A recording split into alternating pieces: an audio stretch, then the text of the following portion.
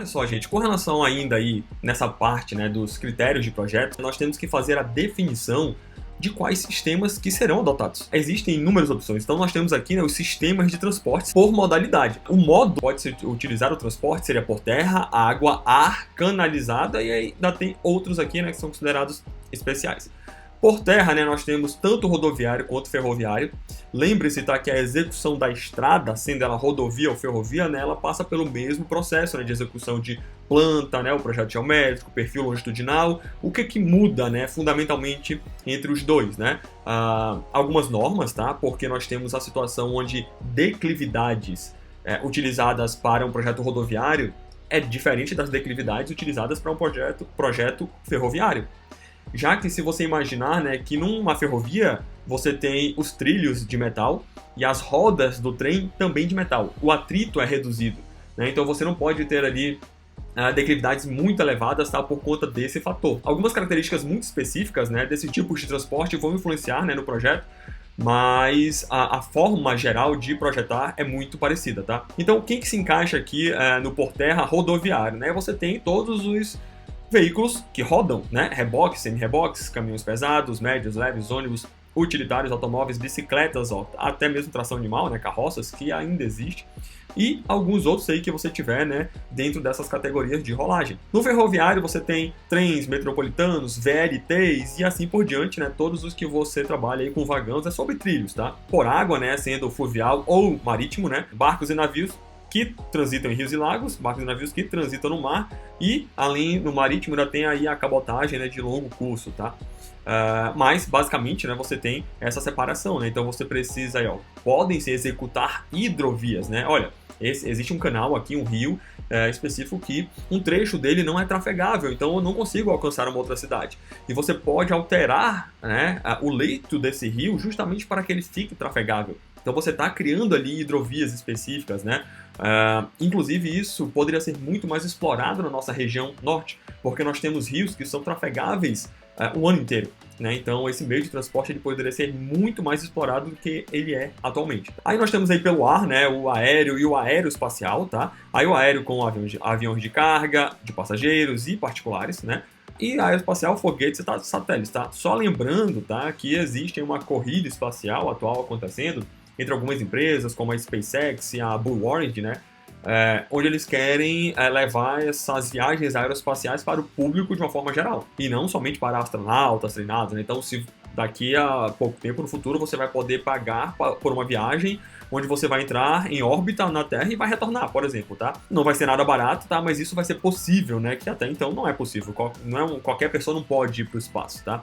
E a ideia deles é fazer isso. Existem algumas ideias aí mais malucas, por assim dizer, tá? Se baseiam no fato de que foguetes são muito mais rápidos do que aviões, né? Então, você conseguiria, por exemplo, sei lá, sair dos Estados Unidos e chegar na Austrália em 30 minutos, uma hora, viajando de foguete. Então você, né, seria lançado no foguete, né, iria ali quase que em órbita e esse foguete iria pousar, né, lá no outro continente. Não seria uma viagem recomendada para todos, né, já porque a força gravitacional que iria atuar no passageiro seria muito grande, né? Mas existem ideias, tá, desse tipo para reduzir, tá, viagens, né? Canalizado, nós temos aqui o dutoviário, que utilizam-se de tubulações. Então, em Manaus, nós temos o gasoduto Coari-Manaus, olha só. Então, você está tendo o transporte de gás de Coari para Manaus, né, através de dutos, tá? Então, isso é um meio de transporte de material, né? Claro que não existe só esse gasoduto, né? Esse é um exemplo que eu estou dando para vocês, né? Nós utilizamos para água e para diversas outros líquidos e gases, tá? Mas, além disso, né, nosso camarada, colega aí, Elon Musk, né, ele está tentando, né, desenvolver um trem que anda dentro de um duto. Resumindo aí o projeto para vocês, né? Então, a ideia é, bom, por que os trens não conseguem ir mais rápido hoje, né? Porque, né, você tem os trens balas, né, e tudo mais, né? Então, aqui o trem você tem a resistência do ar aqui, né? Lutando contra, né, a velocidade, né, desse trem seguir em frente. E aí a ideia que foi passada por ele é uma ideia antiga, na verdade não é dele essa ideia, mas ele quer colocar em prática, né? Ele criou um projeto chamado Hyperloop, né? Onde ele pega um trem desse, ele coloca aí, ó, dentro de um tubo, né? Tá aqui uma tubulação e aqui dentro estaria o trem. além dele começar e terminar, né, no duto, esse duto aqui, em teoria, ele teria um sistema, tá, de despressurização. A ideia não é criar um vácuo perfeito e não ter ar lá dentro, porque isso seria até perigoso, muito complexo, muito difícil e muito caro. Mas você iria retirar, né, dentro do duto a maior parte do ar, né? Então a resistência do ar interno aqui seria reduzida, né? Então, como você tem a redução do ar internamente, né, a velocidade, né, o ganho de velocidade desse tipo de transporte aqui seria maior, né? Existem muitas pessoas contra, tá, esse tipo de sistema, porque dizem que o custo, né, não vai justificar a execução, mas eles ainda estão tentando, né, comprovar que isso daria certo, porque dizem, né, que ele não seria significativamente superior a um trem-bala atual, né, que eles chamam de maglev, né, ao invés de tocar no trilho, né, ele fica suspenso magneticamente nesse trilho. O custo maior para a execução desse tipo diferenciado aqui, né, não justificaria, né, o pequeno ganho de velocidade que você teria, mas são ideias aí diferenciadas, né. Esses especiais aqui, gente, eles são bem mais raros, né, então por isso que ele entra aqui como outro, né. No geral, né, o nosso sistema de transporte, eles vão se basear nisso. Como que você vai definir qual que é o melhor tipo de transporte a ser escolhido, né? Isso vai se basear, né, nos estudos preliminares e nos meios que você tem a utilizar naquela região. Veja só, esse mapa aqui, tá? A última vez que eu vi ele ainda não tinha sido atualizado, eu não sei se esse ano ou ano passado ele foi atualizado, tá? É um mapa, olha só, multimodal, tá? Ele tá disponível no site do DENIT, se vocês entrarem. Botarem no Google, né, mapa multimodal, Amazonas, tá, ele vai aparecer. Eu vou dar um zoom aqui pra gente enxergar melhor, mais próximo de Manaus, né. O que que tem nesse mapa? Estão vendo os modos que nós vimos anteriormente, né, rodovias, ferrovias, a gente viu que por água, né, por água são o quê, né, as hidrovias, elas precisam de portos, né. Então, os aéreos, né, os aviões precisam de aeroportos e assim por diante. Então, nesse mapa multimodal do DENIT, ele caracteriza tudo isso. Então vejam que em vermelho aqui nós temos 174, é a BR-174, né? Ela vai estar em vermelho. As AM, né? Olha só, a AM010 aqui, ó, né? Tá de verde, né? Então todas as rodovias elas estão dispostas aqui nesse mapa. Vocês podem ver também aeroportos, né? Que se tem. Existem diferenças no aviãozinho porque são aeroportos que são internacionais ou aeroportos que, né, não são internacionais, então tem a diferença. Tem a marca também dos locais onde existem portos, né, e assim por diante, tá? Então, todos os modos aqui, se tivessem aqui ferrovias, elas iriam também aparecer, tá? Os trilhos e tudo mais, tá? Então, isso aqui é o mapa multimodal, tá? Que está disponível, tá? No site do DENIT de todo o Brasil, tá? Eu só peguei aqui um pedacinho, tá? Para mostrar a vocês sobre Manaus. Tá aí, ó. Se você quiser acessar o site do DENIT, que vai direto para esse mapa multimodal, tá? Basta você apontar a câmera do celular para esse QR Code aí, tá? Que você vai ter acesso a esse mapa completo. Eu tinha esquecido que eu tinha colocado esse QR Code aqui para você ter acesso ao mapa atualizado, tá? Então, quando você entrar no site, sempre vai ter a última atualização dele, tá? Ele não é regularmente atualizado. Imagina que um mapa desse dá muito trabalho, né, para ser atualizado. Então, ele vai demorar aí 5, 8 anos, tá, para sofrer atualizações.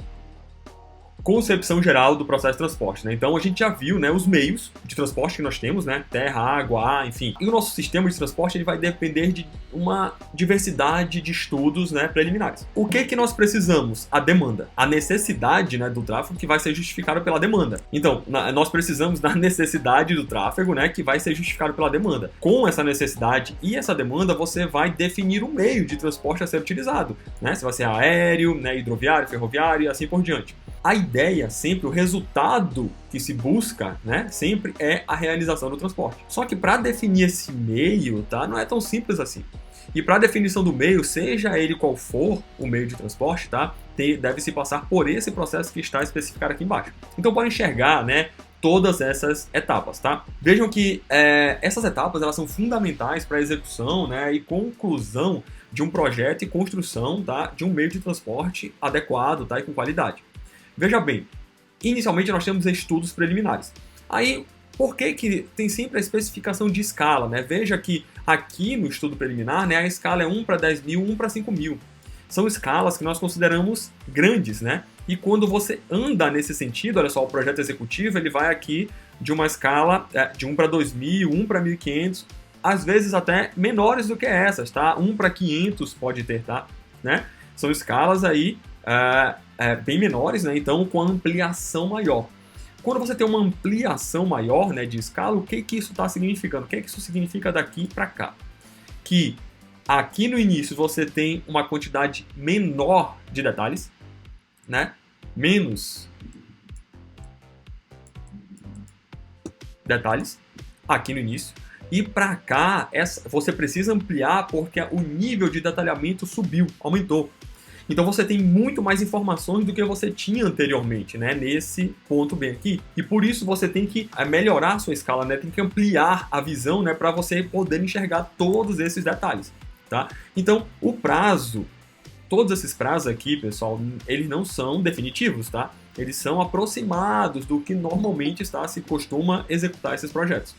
E eu vou logo antecipar para vocês que existem muitas alterações, tá, de acordo com o projeto, com quem está executando, quem é o cliente, enfim, e assim por diante.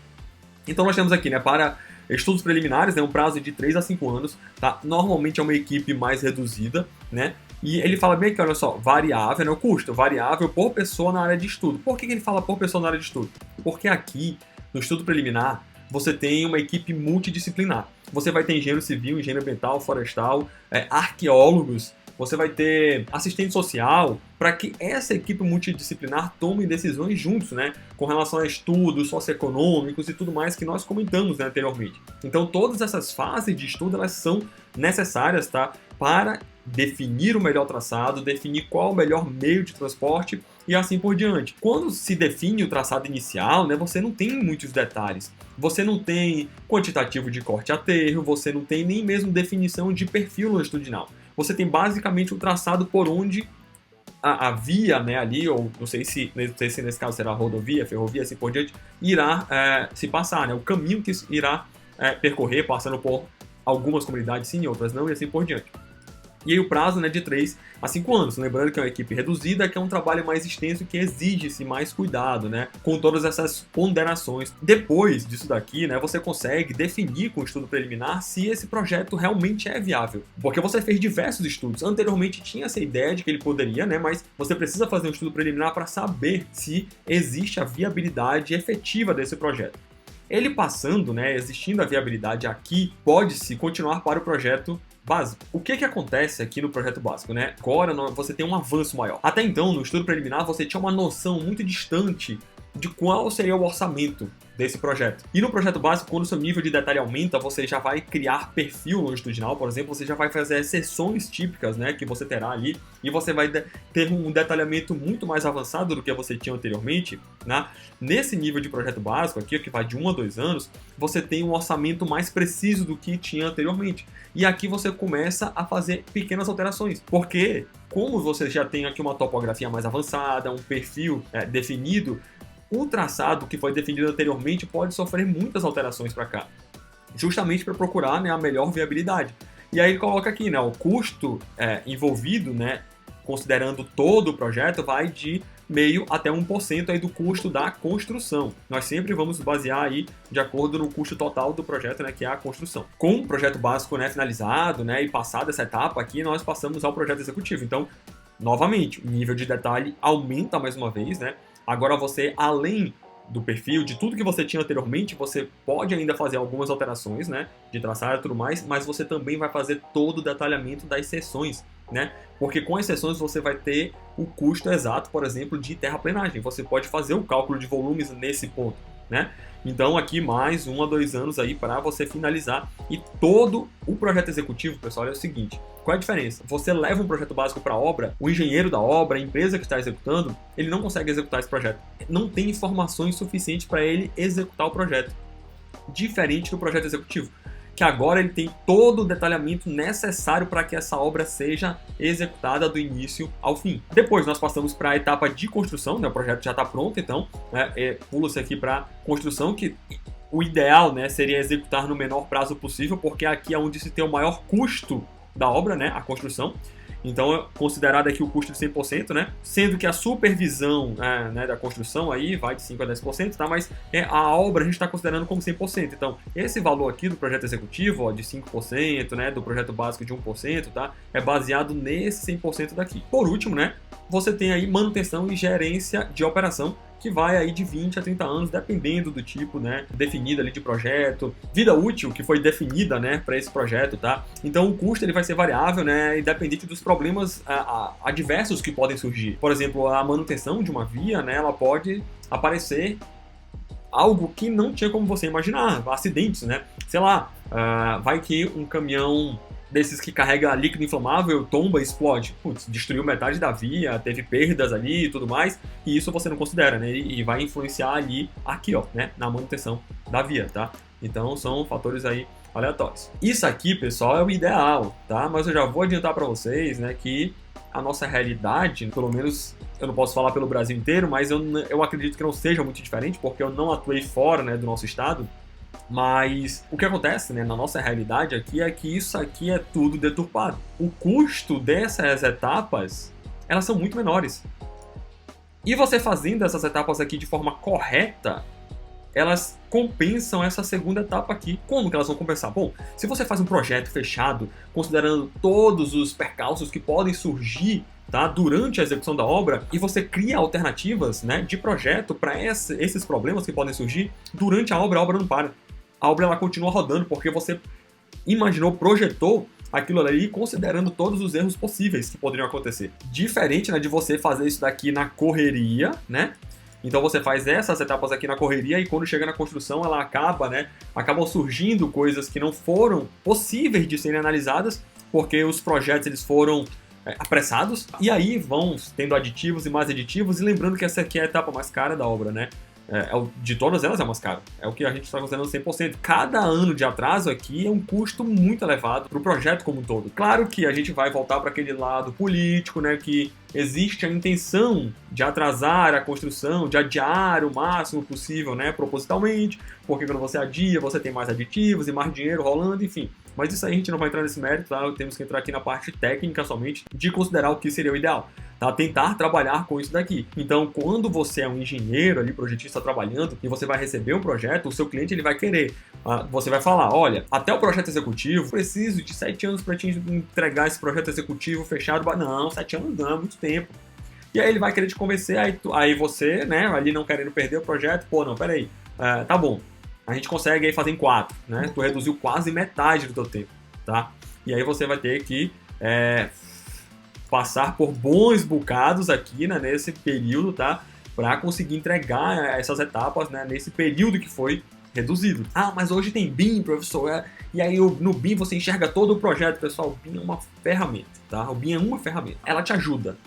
Ela não resolve coisas, ela só ajuda. Não entendo. E o AutoCAD? O AutoCAD era uma ferramenta. Então, antigamente, a gente desenhava tudo na mão. Tudo na mão, não tinha AutoCAD. Quando surgiu o AutoCAD, ele foi uma ferramenta, né, que ajudou ali o pessoal a desenhar. Então, pô, agora eu posso apagar e escrever quantas vezes eu quiser no mesmo lugar. São ferramentas, né, que ajudam ali no processo, mas não resolvem tudo. Então, por exemplo, eu já vi o pessoal falando, na sua obra nunca mais vai acontecer se você tiver BIM, encontros de drenagem, com tubulação elétrica, e nananã. Não é assim. Antigamente não acontecia também, vocês veem, coisas desse tipo, entendeu? São absurdos, entendeu? Isso depende da qualidade do projetista, dele identificar, né? Ele saber ler o projeto, ele vê, olha, não, peraí, aqui tem a tubulação, aqui tem isso, aqui tem aquilo, ele vai fazer de uma forma, né, que não haja conflitos. O BIM ele vai ser uma ferramenta para você enxergar isso visualmente, mas você conseguiria ver aquilo sem o BIM, tá?